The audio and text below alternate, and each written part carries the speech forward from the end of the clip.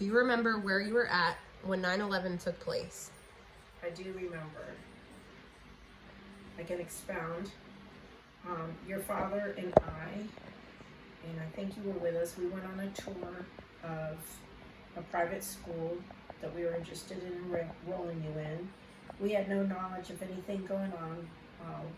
We were there after 8:30, I believe, and she took us around the school.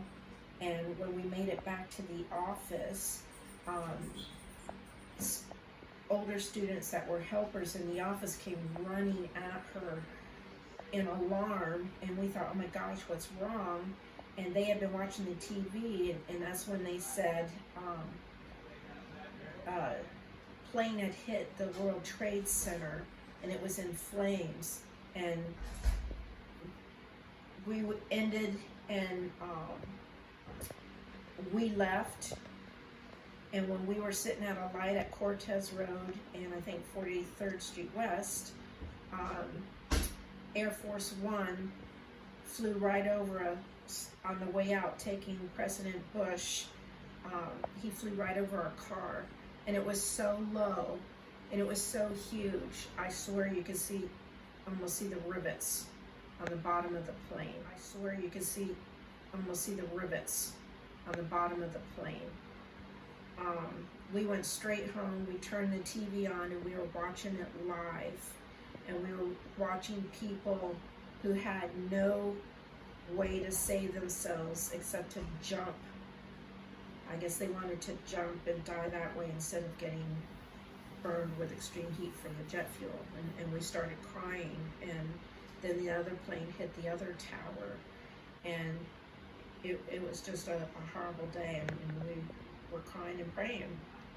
Did anything come on the news that day covering that, or did you guys, I mean, it was televised live, correct? Right, and that's all there was on the news the entire day. I remember, I don't remember if it was that afternoon, but definitely the next day,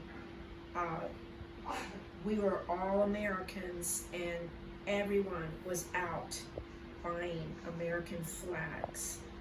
And for the longest time, there were American flags flying on people's houses, on their cars.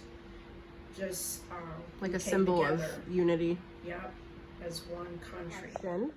Did you know anyone personally affected from this event? No, just others through time later who had a relative, or they knew friends that had a relative, you know, that type of thing as time went on. The pastor from our church went with a small team, and he went to Ground Zero to help lend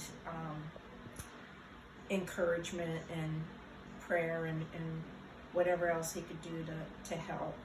And I know someone that at the time was a freelance photographer, and he was there, and to my knowledge, he's had health issues since then.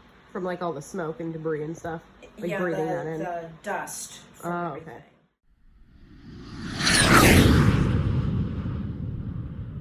How did the nation's security change after the incident? It definitely became more stringent. I know airports, they searched you, they made you take your shoes off, belts off, they x-rayed everything, even more so than ever before. They were stringent on what items you could take on board. Also, security increased with searches and scanning at courthouses, federal buildings, and the like. Another one to staff, another 5 to staff.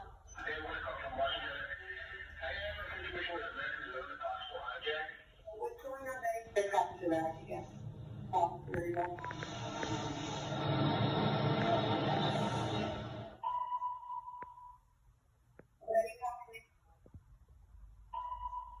Eddie, you there? Eddie? Eddie? What? Oh, God. Oh, my God. problems over here right now. And we might have a hijack over here too.